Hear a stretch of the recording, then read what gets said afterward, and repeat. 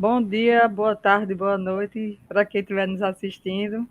Mais uma ação do Festival Sertão Alternativo 2021, versão online, né, ainda online. E mais uma vez, né, venho aqui reforçar que a gente tem essa esperança de que ano que vem a gente possa fazer tudo isso presencial. E hoje é um dia bem especial, né, que eu vou conversar com essa mulher que eu admiro demais, que também é do sertão, Wilma Queiroz. Está aqui, maravilhosa professora, né? Vê lugar professora. E também está entrando aí no caminho do audiovisual. Tudo bom, Wilma? Tudo bem, Laega. É dizer que essa admiração é recíproca, né? Estou muito feliz também de estar aqui. Vamos lá. Que massa, Muito, Wilma. muita alegria desse festival existir. E você está aqui com a gente, de verdade. Aliás, sempre está, né? Seja no Espaço Resistência, pelo Mangá, no festival, você sempre dá um jeito de dar a sua força para a cena. Ô, Wilma, né, a gente está aqui hoje para falar um pouco sobre o seu filme, né, o documentário O Bem Virá, que, né, como é que eu posso dizer?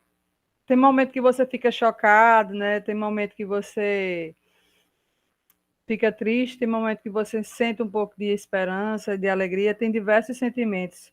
Mas para chegar até esse filme, eu queria saber de algumas coisas, né? O caminho, né? Primeiramente na tua história, tu és da Matinha, né? De Carnaíba. Isso, eu nasci no hospital em Afogados, né? Mas morei desde que nasci até os 5 anos de idade na Matinha, município de Carnaíba, com a minha família. E mais ou menos com 5 anos, né, a gente migra para Afogados da Engazeira, que é a cidade, em geral, muita gente, né, minhas tias, tios já tinham migrado para Afogados, então a gente segue um pouco esse caminho da família. E vamos morar, a princípio, no bairro São Brás e depois na Rua Nova, e estamos até hoje. Na Rua Nova. Da Rua Nova. E tu és professora, não é? Mas tu sempre tivesse vontade de ser professora, ou foi algo que tu foi descobrindo? Como é que foi? Não, essa coisa de ser professora não necessariamente foi uma vontade antes, assim, né? Eu acho que a gente que é de Afogados acaba vendo como uma oportunidade ser professora também pela existência da antiga Faculdade de Formação de Professores, né? Então, para a Uhum. gente que não tem oportunidades de estudar em outras cidades, né? Cursar outros cursos, assim, acaba que a faculdade é acolhe, né? A gente que quer continuar estudando. Uhum. E eu acho que foi isso. Eu entrei em História, porque das licenciaturas, né, que tinham era a que mais me identificava. Mas naquele momento entrei com a esperança de, no futuro, cursar Direito. Não sabia bem como, né? Era um momento que 2007 e 2008, né, 2007 para 2008, era um momento que essas políticas de inclusão nas universidades estavam começando, mas nós tínhamos universidades federais apenas em Serra Talhada, já e era um grande avanço, né? Mas Uhum. Serra Talhada para mim ainda era muito distante, né? Ir para a Serra já seria uma dificuldade. Então, por isso que vou ingresso aí, né, na docência.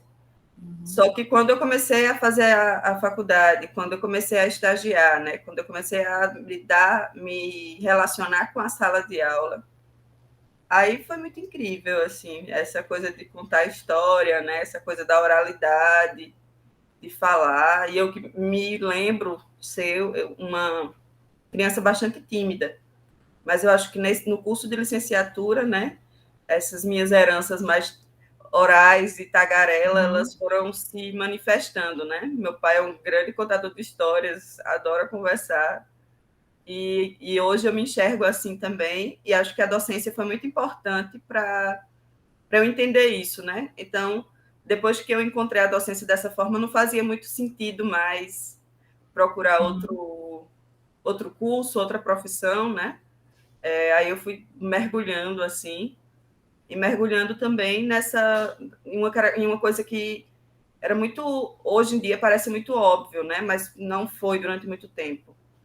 Que meu pai é artista, então acho que de alguma forma isso, desde o início, me cativava, né? Então eu fui cultivando isso também. Então, ser professora e aí vendo a sala de aula também como esse grande palco, como Uhum.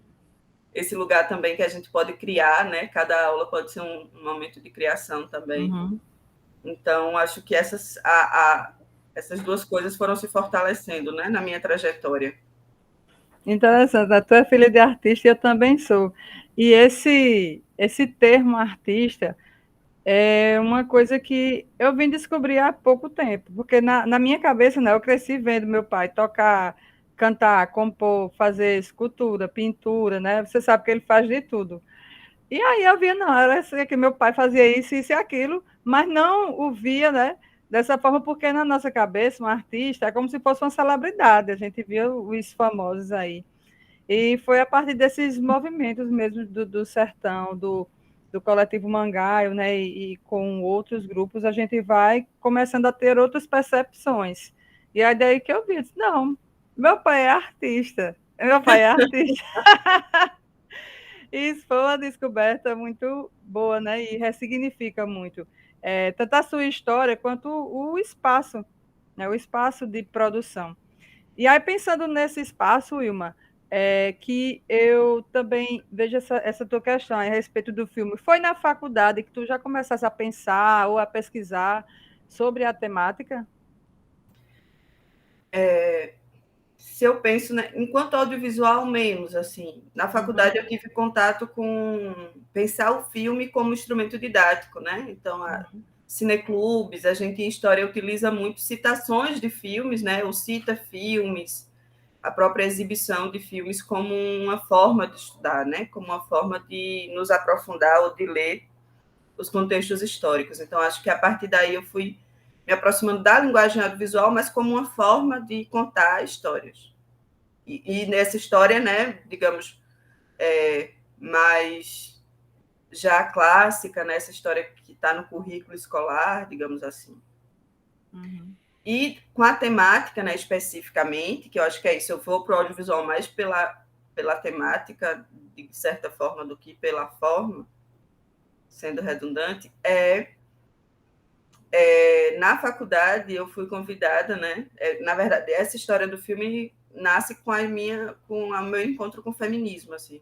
Então, e aí na faculdade eu fui voluntária de um curso chamado Escola Feminista, organizado por uma organização não governamental que naquele momento e até hoje, né, está em Recife, que é aliás, está em Afogados, que é a Casa da Mulher do Nordeste. uhum, E nós tínhamos uma função que era nós, né, que éramos da autarquia da Faculdade de Formação de Professores, eram algumas pessoas, algumas mulheres em específico, nós tínhamos uma função um pouco de mediar, né, de monitoria entre o conteúdo mais robusto e o nível de escolaridade que era muito diverso das mulheres que estavam nessa escola.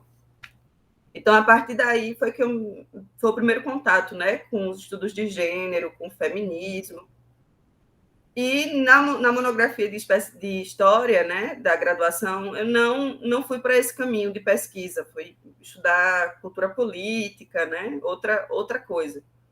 Só que na especialização, eu fui me envolvendo cada vez mais com o feminismo, né? Fui convidada para ser pesquisadora dessa mesma ONG. E uhum, aí comecei a pesquisar, e essa pesquisa era simplesmente ir em sítios, em localidades, não só rurais, mas também urbanos, visitar grupos de mulheres e ouvir a história de vida delas. Assim, a gente usava a metodologia de história de vida para fazer uma investigação, para fazer a pesquisa. E aí isso, nossa, me toca muito, né? Encontrar essas mulheres com histórias tão parecidas com as da minha mãe, com as minhas, né? Com a uhum, da minha família. E aí essa coisa, evidentemente, rural, da estiagem, né? A gente não por acaso migra da Matinha para Afogados no período de estiagem, né? Não por acaso.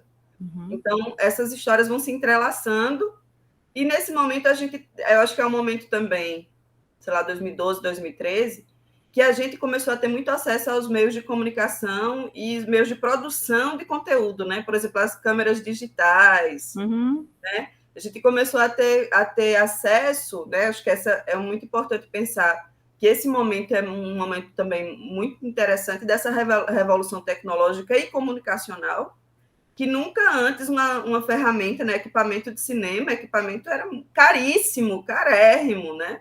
Sempre foi um século, digamos, aí da história do cinema, de um acesso muito restrito.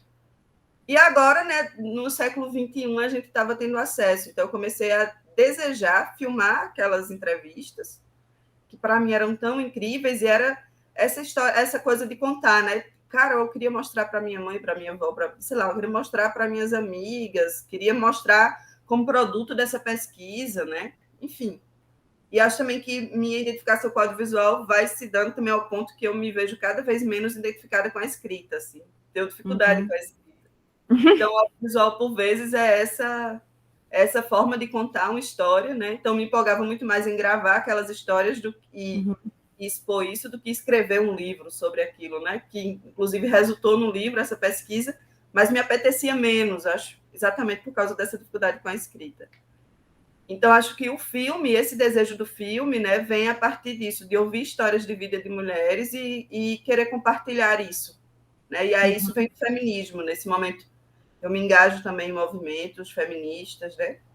E a história da pesquisa desse tema, mais especificamente sobre o Bem-Virar, sobre a história das mulheres de Afogados, é aquela curiosidade de historiadora, né? Da busca pela origem. Então, poxa, se tem um movimento feminista em Afogados em 2012, 2013, quando foi que começou?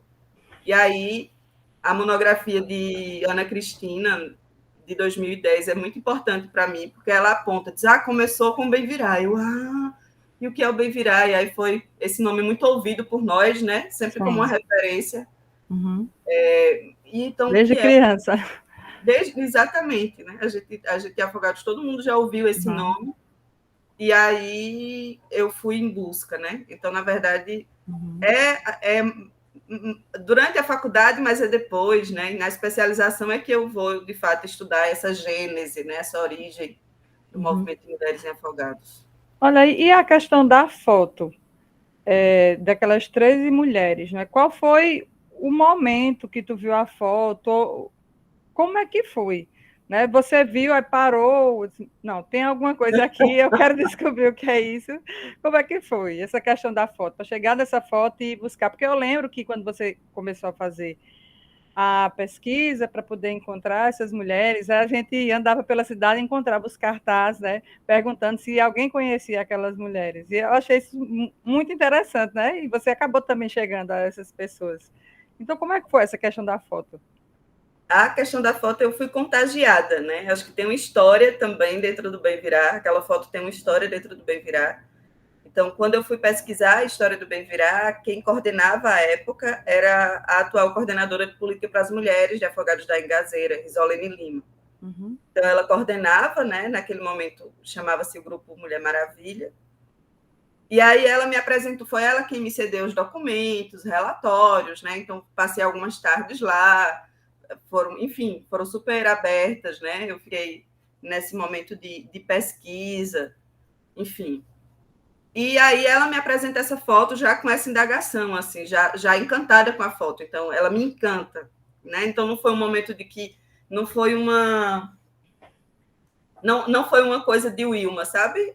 Com relação ao encanto dessa foto, não foi uma epifania minha, assim. Pelo contrário, já tinha dentro da instituição uma curiosidade, né? Uma relação com essa foto. Então, Risolene me encanta com essa fotografia. E eu imagino, hoje em dia, assim, que esse encanto também se dá pelo fato de que aquela foto não era simplesmente uma foto de mulheres, quaisquer, entre aspas. Dentre elas estava uma das grandes lideranças do movimento, que é a Lourdes Luna. Então, eu imagino que o fato de conhecer uma fazia com que você se perguntasse muito mais quem eram as outras, né? Talvez, se fosse uma foto que não tivesse ninguém conhecido, assim, essa pergunta ela fosse incipiente, ela não tivesse tanta força. Mas eu acho que sendo essa foto, né, e ainda mais era isso, Lourdes estava reunida, Lourdes ali nessa fotografia está como assistente social, né? que foi fiscalizar os trabalhos, que foi encontrar essas mulheres, enfim, e se encontra como elas grávidas, né? Então, a ocasião dessa fotografia é a gravidez dessas 13 mulheres, 12 agricultoras e um assistente social, que estão ali naquela circunstância trabalhando, né? E grávidas. Então, quando Risolene já me mostra essa fotografia com esse encantamento, eu fui encantada, né? E aí, quando eu encontro Lourdes e Narciso, a mesma coisa, né? Então, eu percebo que talvez Risolene também tenha sido contagiada por eles.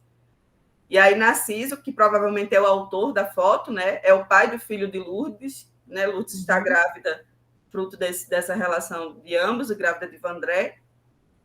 E aí, Narciso um dia diz: eu já pensei tanto em procurar essas mulheres para reuni-las, né? Mas quem se importa? Né? E aí eu me importo. Né? E aí eu que estava, né? De alguma maneira, começando a ter mais acesso, a pensar nessa coisa do audiovisual, e depois começam a vir, né? A gente começa a articular com o SESC, e depois a Mostra Pageu começa a trazer várias oficinas de cinema também para afogados. Então, o audiovisual começa a ser essa forma, né? Então, eu começo a me deparar com formas que poderiam servir para contar essa história. Então, vem daí, assim, não foi uma epifania de Wilma que viu a foto e disse, não, tem a ver com essa construção histórica mesmo, assim. Que aí eu acho que a coisa é ainda mais incrível, né? Porque é esse contágio de encantamento, né? Lourdes diz, eu concordo, assim, Lourdes diz que, antes de tudo, é encantadora de pessoas, e eu concordo plenamente. Eu sou uma vítima. Olha, quem estiver nos assistindo, né, pode já ter assistido ao filme ou não, né? E aí, quem já assistiu vai compreender melhor do que você está falando, mas quem não assistiu vai querer assistir, né? E aí, se tu pudesse falar muito brevemente, né? Você já começou aí falando a respeito dessas 13 mulheres, e assim, todo o contexto, né? O que é que elas estavam fazendo, que lugar, qual era o contexto, o que era que elas estavam fazendo. Um pouco sobre o filme. Então é isso, assim, quem não assistiu aí do filme, eu convido, né? A gente está disponibilizando aí nas plataformas também do festival. A gente convida para assistir, e é um filme que é um filme conversa, assim, né? Então é um documentário que você vai sentar, e a intenção nossa é que você se sinta conversando com 13 mulheres bem diferentes entre si, que têm em comum o fato, evidentemente, de serem mulheres, e o fato de terem pousado para uma fotografia em 1983, provavelmente em novembro de 1983, à beira de um açude em construção no sítio Escada, em Afogados da Engazeira, Pernambuco. Então, esse é o mote, né? As mulheres que pousaram para essa fotografia, e também a outra coincidência, né? A relação que as liga, é que as 13 estavam grávidas naquele momento. Então, a gente encontrou com elas mais de 30 anos depois, encontramos com elas em 2017, fizemos uma busca, né, ativa pela cidade, já que só sabíamos da existência, né, do nome mesmo, de quem era uma das mulheres, nós fomos em busca das demais, e sentamos para conversar sobre a vida. Né? Então, o filme, eu acho que, antes de tudo, é esse depoimento, é uma conversa, né? O objetivo, acho que o grande objetivo, o grande sentido não era pensar numa forma extraordinária ou inovadora de contação de histórias em audiovisual, né? Essa forma. Mas era, sobretudo, de proporcionar um encontro mesmo da gente com essas mulheres, né? Que a gente pudesse testemunhar. E aí também testemunhar o encontro delas com elas mesmas, né? Porque elas olham para a foto, se reconhecem por vezes, outros momentos não. Né? Então, é um encontro da gente com essas mulheres intermediada por essa fotografia. Né? Então, eu gosto de ver o filme assim. Essa é a grande intenção. Né? A gente construiu o filme muito a partir dessa intenção. Né? E aí, enfim, é conhecer a história de vida, conhecer quem são. E se pensa, mas por que eu vi histórias dessas mulheres? Assim, para mim é porque é uma identificação imensa assim, com a minha história. Com vocês eu não sei. Pode ser que alguém sinta identificação, pode ser que alguém não, né? Enfim. Mas acho que bem vendendo o peixe, né? Assim, que se puderem assistam. Gosto muito de conversar sobre isso, de falar, né? Enfim. Sim. E assim, Wilma, tem algum momento do filme assim que, digo no momento de produção mesmo, de gravação, algum momento que tu ficasse chocado, ou que, sei lá, deu vontade de chorar, parar de chorar, sabe? Porque são histórias bem difíceis, né? Não muito diferente, assim, das outras mulheres que a gente conhece, né? Do sertão, especificamente, já que a gente está falando desse espaço. Mas aí, teve esse momento. Nossa, vários, assim. A gente tinha uma. Primeiro que eu fui de alguma maneira, né, para a conversa com elas, eu fui de alguma maneira um pouco preparada. A gente usou um método de pesquisa muito utilizado por Eduardo Coutinho, né, um documentarista brasileiro, que foi, né, quem buscou as mulheres, quem as encontrou não fui eu, foi uma equipe de pesquisa, foi o professor Rogério e a professora Silmara, ambos são professores da faculdade do Sertão do Pajeú, né, atual FASP. E eles encontravam com elas e aí a gente em seguida conversava, eles construíram um relatório sobre cada uma delas, né, que foram encontrando. Então a gente já sabia, quando eu fui conversar com elas, a gente já sabia mais ou menos já tinha uma base, né? Só que na hora, e aí a gente tinha essa preocupação também de não ser essa pessoa que ia fazer a entrevista na hora da filmagem, iria pesquisar, porque a gente tinha muito medo dessa coisa de, não já te disse isso ontem, né? Também era um pouco essa intenção de que a pessoa se sentisse interessada de conversar, né? E sendo alguém que ela já conversou, podia ser que esse interesse, pode ser evidentemente que role, mas poderia ser que não. Então, a gente usou um pouco essa estratégia. Então, de alguma forma, eu já fui com um leque de informações, só que tiveram entrevistas que foram completamente surpreendentes, assim, coisas.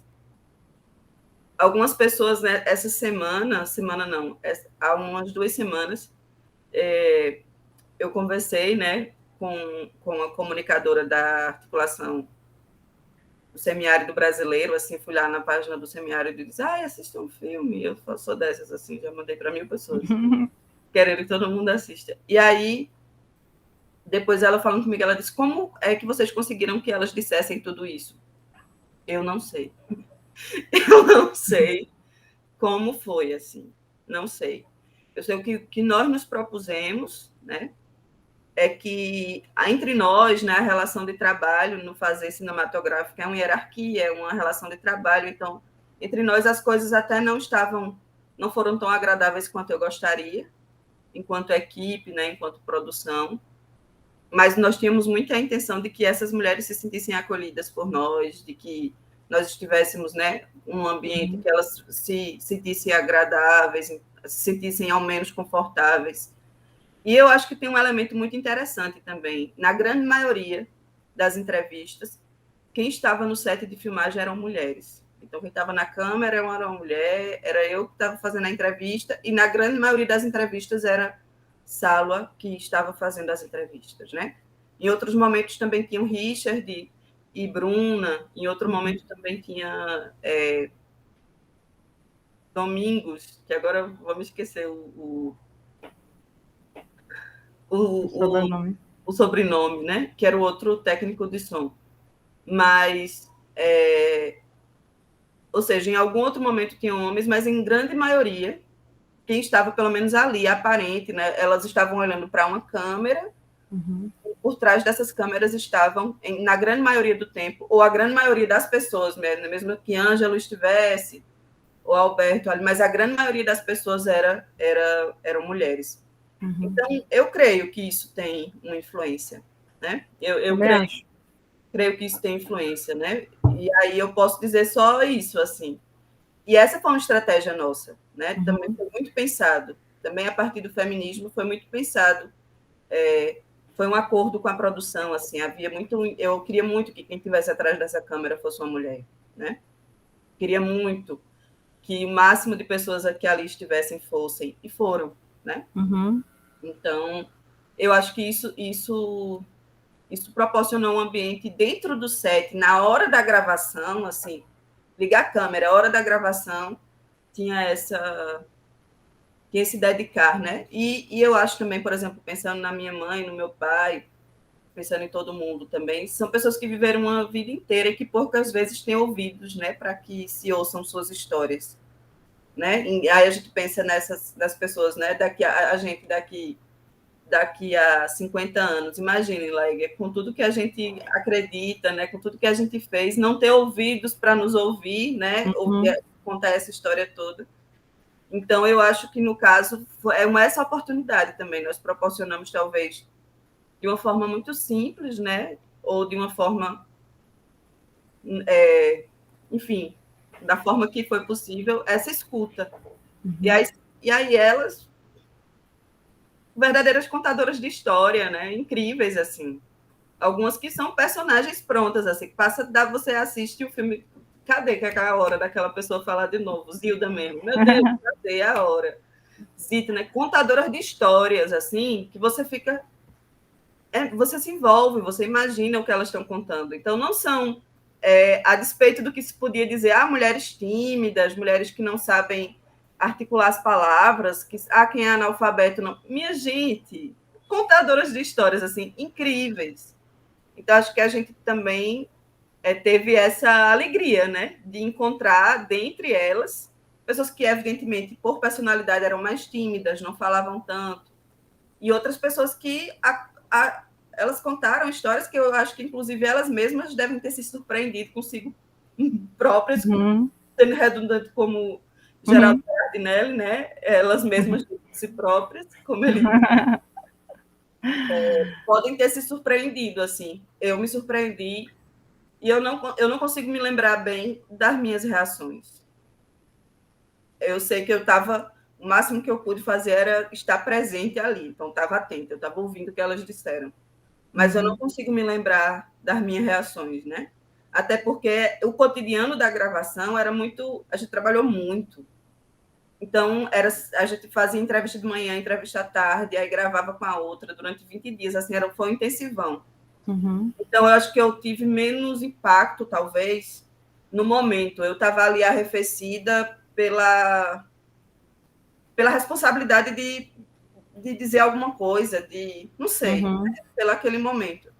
Agora, eu tive choque muito, assim, para mim foi um momento mais difícil quando eu fui para o processo de decupagem, que aí eu fui sozinha assistir todas as entrevistas.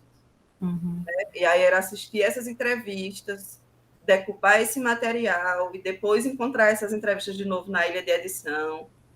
Depois, né, eu queria que esse filme estivesse pronto em 2018, né? Foi lançado em 2020. Então, Eu lembro.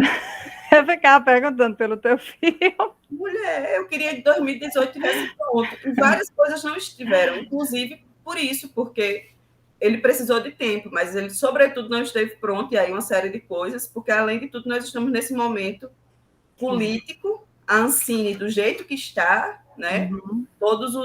Nós fizemos esse filme pelo edital público, então, se não fosse o edital público de fomento à cultura, né, de fomento ao audiovisual em Pernambuco, esse filme não existiria, Uhum. mesmo, né? E ainda foi um processo que a produtora precisou de ação judicial para que o recurso fosse liberado em 2020. Olha aí. Um edital que nós aprovamos em 2016, né? Um projeto que aprovamos no edital de 2016. Então, são esses percalços todos, né? Que, Uhum. que nos tomam. Eu me emocionei muito com as histórias, né? Porque é uma mistura, assim, você vê o quanto aquele recorte, na verdade, né? Aquelas mulheres sofreram diversos tipos de violência. E aí você via rostos era de tristeza, de sofrimento, ao mesmo tempo de alegria, sobretudo de resistência, né? Então, eu acho que é muito isso. Quando você assiste ao filme, é muito isso, né? A gente fica com a gente se sente triste por, por aqueles diversos tipos de violências que elas passaram, mas a gente fica feliz porque vê que ali era um grupo de mulheres que estava ali resistindo, que estava lutando, né, pelo direito, né, porque eu lembro eu li a sua dissertação, né, do seu mestrado, o direito de ser gente, não é isso que você usa muito? O direito de ser gente. E ali, qual era o contexto, né? Era da construção de barragens, como era que era? Para quem não assistiu ainda, conhecer um pouco. Essa, essa, essa, essa palavra, né, gente, assim, é uma palavra muito forte. Quando eu comecei a pesquisar sobre a história da origem do movimento de mulheres, então já havia, de certa forma, uma narrativa sobre como tinha surgido, né?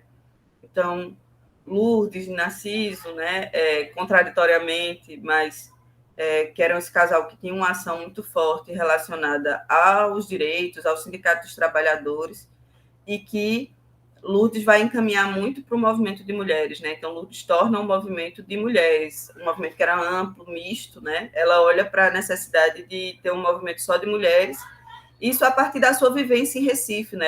Ela é membro fundadora de um grupo de mulheres no Morro, né? No Morro de Casa Amarela, aqui, especificamente Nova Descoberta. Então, quando ela vai para Afogados, ela já tem esse olhar, né? Que as mulheres precisariam conversar certas coisas que num ambiente misto não seria possível, enfim. E em 1983, um marco assim fundador, digamos assim, desse movimento, que o movimento não é a partir de agora, vamos todo mundo vamos construir um movimento, né? Evidentemente, a gente, inclusive, que vive o Sertão Alternativo, não surgiu no ano que ele oficialmente surgiu, né? As coisas começam muito antes e seguem muito depois. E aí há um momento que encoraja, eu acho, assim, as mulheres, né, para se reunirem, que é a organização, né, que foi uma organização feita pelos sindicatos, pela FETAP, pela própria igreja, que era o movimento para que as mulheres pudessem ter acesso às frentes de emergência, que eram até então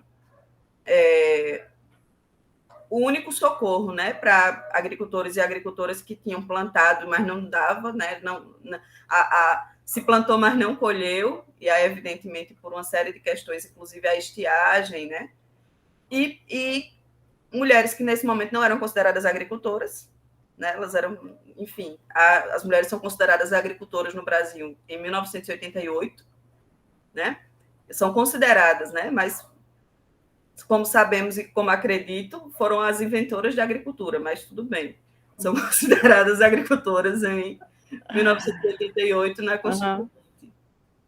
E elas se juntam, né, com essa organização maior, mais ampla, e buscam o direito de participar das frentes, porque, inclusive, há um fenômeno, né, que a sociologia talvez instituiu, não sei, que eram as viúvas da seca, né, ou a TV Globo, né, tem até uma reportagem do Fantástico que usa de forma um tanto sensacionalista, né, esse termo, mas eram mulheres que estavam sendo abandonadas pelos seus maridos que tinham viajado para o Rio, São Paulo, Brasília, o que quer que seja, e que aqui tinham ficado apenas as mulheres e os filhos, e elas, por não serem consideradas agricultoras, elas não tinham acesso a um fundo emergencial do governo, né? Que hoje, agora, durante a pandemia, a gente teve o auxílio emergencial, né? Tem toda uma celeuma aí em torno disso, do fim da Bolsa Família e tal. Mas, naquele momento, era um auxílio que não era um auxílio assim que você, olha, se mantenha vivo, né? Era um auxílio que, além de ter uma condição, né, de vida, que estava faltando água para beber, estava faltando alimento, as pessoas ainda tinham que trabalhar para receber algum tipo de auxílio emergencial. E aí era chamada de frente de emergência, né?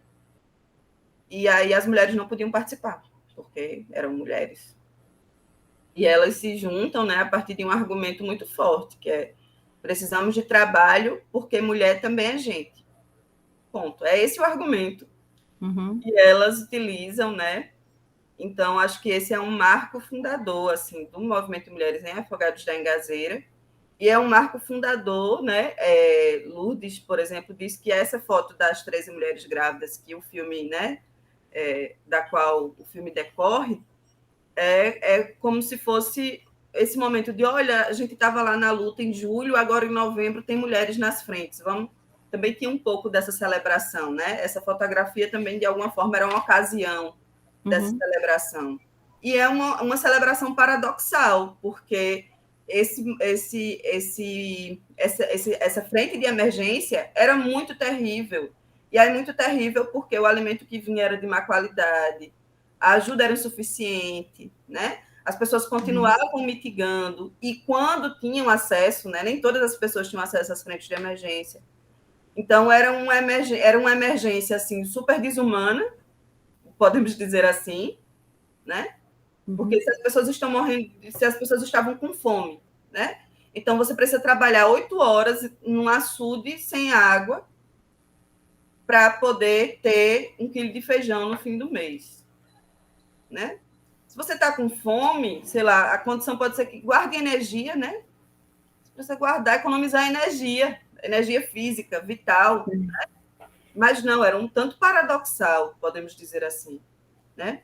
E o paradoxo consiste nisso, de que mesmo aquela situação foi impulsionadora para a criação do movimento de mulheres, ao mesmo tempo que as fortaleceu de algum modo, né? Então, esse um grande paradoxo. E acho que elas me ensinaram, sobretudo, sobre isso. Assim. Esse filme me diz, sobretudo, que a vida é um grande paradoxo, né? No sentido de dizer que Zita, né? Quem ainda não assistiu, vai assistir, mas Zita tem um grande ensinamento para a gente, assim, de dizer era bom e ruim também, né? Não era só bom, não, era ruim também. E eu acho que eu comecei a ver a vida dessa forma mesmo. Assim. Eu tenho uma criação super maniqueísta, cristã católica, né? Judaica cristã, do bem e mal, é uma coisa é outra, pecado, não, enfim. E a vida, né? Nós na nossa vida, as coisas se dão de outra forma, né? Nossos heróis também erram, né? Como nossos pais, por exemplo, né? Nós mesmos erramos, então acho que essa coisa toda, o filme me disse muito sobre isso, me abriu os olhos, eu acho, para esse paradoxo da própria vida. E tem uma outra questão também, né? Que claro, não tem como eu não associar ao teu trabalho, né? A dissertação. Dessa ligação histórica que se faz entre seca e fome, né? Entre sertão e fome. Porque eu lembro que você falou que tinha, acho que você foi por alguma dessas cidades próximas de Recife, e as pessoas moravam perto do rio e estavam com fome, né? E aí você deu um estalo, né? Disse, não, peraí, então não é. A questão não é a falta de água, né? O problema é outro. Então, de um certo modo, tu acaba trazendo isso também para o filme, Wilma? Eu acho que muito. Eu acho que o filme é, sobretudo, resultado, Laígia, e é uma coisa que também as nossas trajetórias se encontram, né? É resultado da gente, em 2013, sermos jovens, estarmos no semiárido, vermos a barragem de Afogados da Engazeira secar, né? Inclusive nos mobilizarmos, né, no movimento chamado Pela Água pela Vida, com Hélida e Dejanete, tantas outras pessoas assim. Sim. Mas a gente ter se visto naquele momento, ver a barragem seca e nós não vermos a seca que nós tanto ouvíamos falar e que tanto a televisão mostrava assim. Como assim? A gente via a barragem seca, mas a gente não via uma fome dilacerante, como se dizia, né? O imaginário da minha família sobre a seca, então meu pai, minha mãe, a gente costumava, né? Se criou o discurso, os mais velhos diziam: não, agora tá bom, que ninguém está passando fome, a gente não está precisando comer palma, não, agora tá bom, não é seca não, né? E a barragem lá, seca de não ter uma água, a barragem que Frei Damião benzeu e que nunca ia secar, secou a barragem. Foi. E a gente, né? Adultas, tendo contato com a zona rural, tendo contato com a cidade, sendo professoras, e percebendo que a barragem seca, ou seja, a ausência maior de água que se podia ter ali, não estava causando uma miséria. Nós não víamos miséria, né? Nós víamos vacas morrerem, mas eu fico pensando que né, o imaginário que se constrói é de que eram pessoas, né? Minha mãe tem um relato muito complexo assim, é que ela conta que um padrinho, aliás, um compadre dela, né, ela era madrinha dos filhos desse homem, numa grande estiagem, ele se suicida, né? Ele comete suicídio, porque ele não tinha coragem de ver os seus filhos sem comer. E a gente não estava vendo isso. Né? Então, eu acho que se construiu na gente essa ideia de, então por que a gente não está vendo isso? E a gente, enquanto professores e professoras, estamos dizendo, então, né? E também eu acho que um momento em que o conceito de conversa com o semiárido, né? As ideias mais amplas, assim, de não é a água, né? Não é as denúncias que já tinham sido feitas lá na década de 60, acerca da seca, né? Da seca como indústria da seca, né? E aí, nessa ocasião, eu li Josué de Castro para a monografia, né? Josué diz exatamente isso, de que o problema não é a falta de chuva, o problema é a desigualdade social, e olha para o Brasil e diz que existe mais fome no litoral nordestino do que no que se chama de sertão nordestino, que é essa imagem de fome, né? Então, evidentemente, isso me tocou muito. Então, acho que esse filme e essa discussão toda é fruto disso. E foi quando eu encontrei a foto. Encontrei a foto em 2013, 2014, ou seja, a gente estava numa estiagem, então, de alguma maneira, eu me reconheci naquelas mulheres, naquele barreiro quase seco, né? A gente viu a barragem secar. Então, evidentemente que isso tudo me atravessa. Então, a primeiro momento, havia uma euforia de dizer, tá vendo, tá tudo resolvido, a gente tá tudo bem. E aí, evidentemente, que as coisas foram se mostrando que não estavam, né? Embora não tivesse havido miséria naquele momento, a indústria da seca ela não deixou de existir, né? E aí, infelizmente, não deixou hoje, né? O que é a transposição do Rio São Francisco? O que é, como está se dando, né? Como está se dando, o que é essa transposição? E aí a gente tem contato a partir dos sindicatos, né? Da FETAP, desse entendimento de que o problema não é a falta de chuva, de que o problema é a desigualdade social, portanto, não é a falta d'água. Né? Então, me dou conta disso, digamos que intelectualmente, mas me dou conta disso em vida, né? Digamos assim. Me dou conta disso, sendo essa adulta. Eu até então tinha vivido estiagens, né? Tinha vivido secas, mas criança, adolescente, agora essa mulher adulta, professora, se dando conta disso tudo. Então, evidentemente que isso faz parte.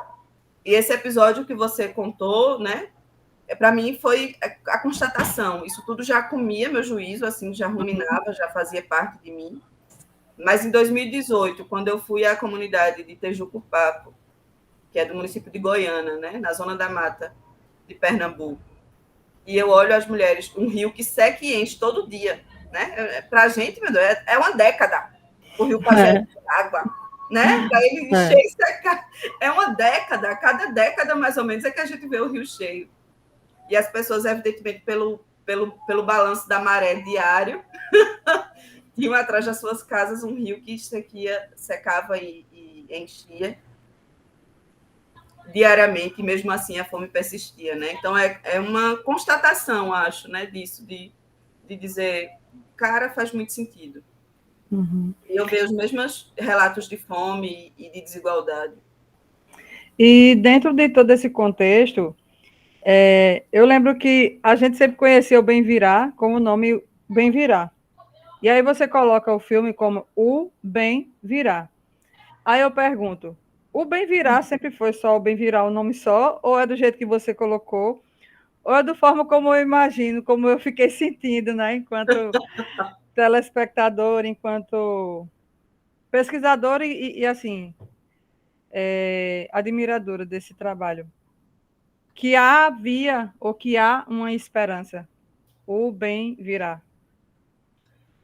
Então, a palavra o bem virá, né? Muitas pessoas têm dito, nossa, que nome bonito, que nome poético, né? Inicialmente era uma palavra, né? Evidentemente que a gente se inspira no nome do movimento, né?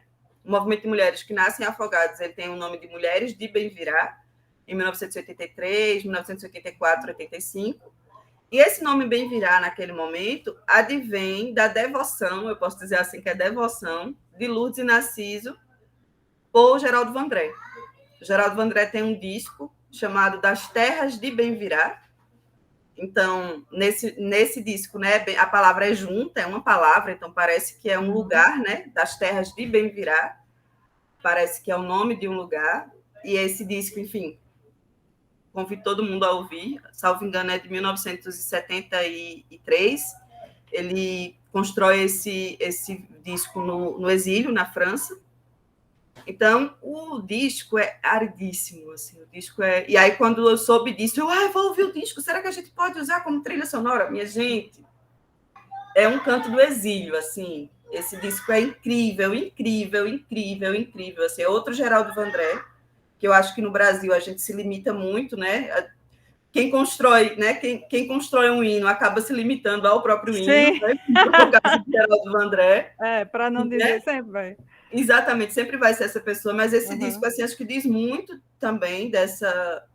Enfim, e Lourdes e Narcisa eram, evidentemente, devotos, eu acho, de Geraldo Vandré nesse aspecto, né? Não é à toa que o nome do filho deles é Vandré, né? Então, e aí eles denominam o grupo de Mulheres de Bem-Virá. Então, naquele momento, eu acho que bem-virá já tem essa conotação de que o bem virá, só que aí se escreve junto, como está na capa do disco de Vandré, né? Se escreve dessa forma.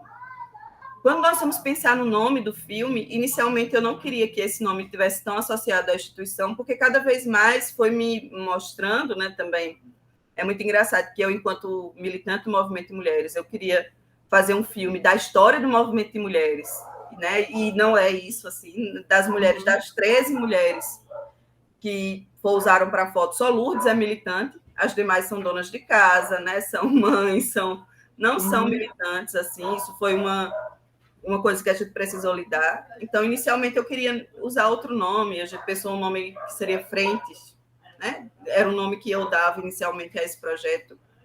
Só que em contato com a produtora, e a gente foi amadurecendo, e foi, de fato, vendo a poesia desse nome, né? E a poesia do quanto ele se concatenava com essa ideia que nós estávamos, com toda a história do filme, né? Que era pensar essas mulheres depois de uma estiagem, né? Que aqueles filhos poderiam ser esperança, né? Eu tinha uma leitura muito disso, de que as mulheres grávidas, né, podiam ter essa coisa dos filhos como esperança de que o bem virá, de que aquela estiagem ela não será tão sofrida como antes, e a gente vê isso em 2013. Então, vai se consolidando esse nome, e é uma escolha minha escrevê-lo de outra forma, e aí dá e aí dá mais ainda essa conotação de esperança, né?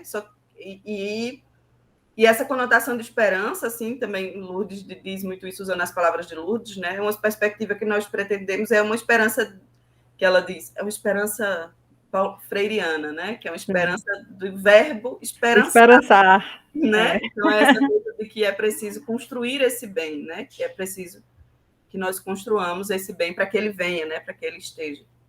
Então, a forma de escrever distinta do movimento, né, de Mulheres de Bem-Virá, e daí, portanto, distinta do disco, né, de Vandré, e da música, né, que dá nome ao disco, em 73, foi uma opção de tentar, de alguma maneira, estabelecer uma distância de que uma coisa é a instituição, outra coisa é o filme, porque também tinha uma preocupação muito grande.